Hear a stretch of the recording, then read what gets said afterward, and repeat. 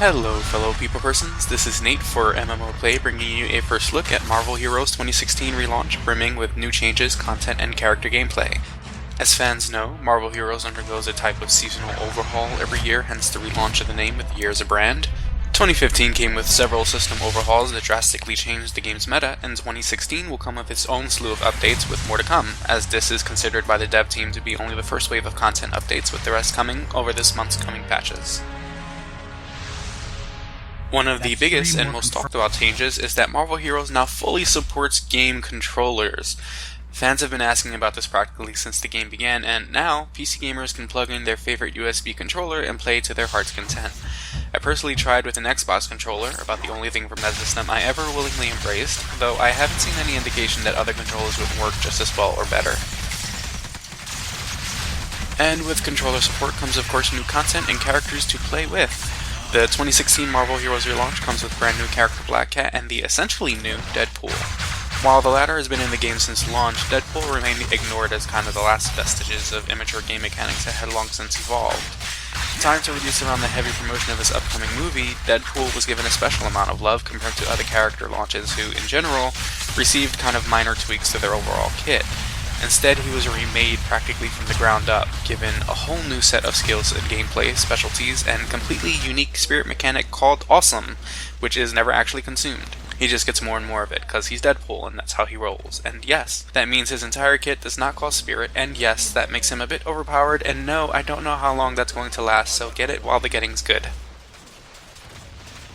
I'll be going into both Deadpool and Black Cat more in depth with later reviews, but to touch on Cat briefly, she's fast becoming one of my favorite characters to play and is easily Gazillion's best attempt at a stealth-based character.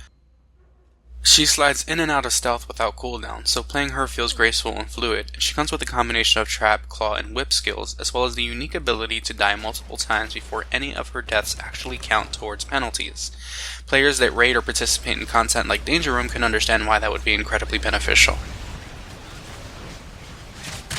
Next up is the much anticipated release of Flash Thompson as team-up Agent Venom, bully turned disabled ward vet turned symbiotic superhero turned secret avenger, and also other stuff. I admit that I wasn't that familiar with the character at the start, beyond his origin story, but getting him as a team-up forced me to read into him, and now I'm pretty excited about the prospect of him becoming playable someday, if only because it would be especially inspiring to have a playable hero that represents veterans and people with special needs. He combines his military training with his symbiote, extending them as limbs to snare enemies while mowing them down with guns and bombs. Of course, with the all-new hero peoples, we need new zones to run amok in. The 2016 Rebrand comes with a long-overdue addition to the Marvel Heroes storyline with Chapter 10, kicking off the Secret Invasion, where much of our heroes' past exploits become challenged by the realization that Skrulls have been their delegators. This leads to all-out brawls against other heroes in the game, including the X-Men and Avengers who've been replaced with Skrulls. This is a level 60 only chapter of the game, providing a level of challenge some players aren't used to for story mode content, though not quite at the level of cosmic content. The chapter is made with fresh characters in mind, so no need to worry about min-maxing or omega levels, though players without Alphalum gear will definitely have to pay attention to enemy tells and stay on their toes if they want to survive against the Skrull onslaught. Along the way, players will earn new story rewards to permanently boost their characters, including more spirit, high EXP rewards offering 2 to 3 omegas per turn-in per character, and 3 additional power points to invest in hero skill trees.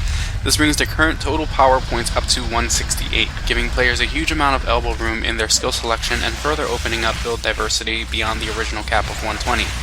This is particularly helpful for characters that rely on passives boosting their crit and defensive values, getting them closer to that much desired 50 cap on passives without having to sacrifice damage bonuses on active skills. Playing through Chapter 10 unlocks a new patrol zone, Hightown, from the player's account.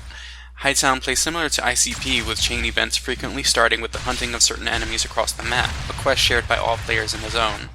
Afterward, bosses spawn that begin the final portion of the event, taking the form of Skrull versions of iconic characters like Elektra and Director Fury. As an added bonus, all waves come with a guaranteed unique drop, making this an especially awesome way for new players to gear up their heroes and prepare for much more difficult content, with a cosmic version of Hightown coming in the next few weeks, offering an even greater degree of challenge. After much touting, leaderboards have finally been added to the game in preparation for actual seasons in Marvel Heroes.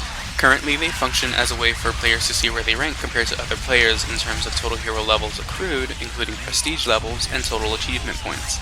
When seasons are added sometime over the next wave of the 2016 Rebrand, Leaderboards will also help track your progress across season challenges that will offer as yet unknown rewards, starting from participation incentives to gifts for the top players.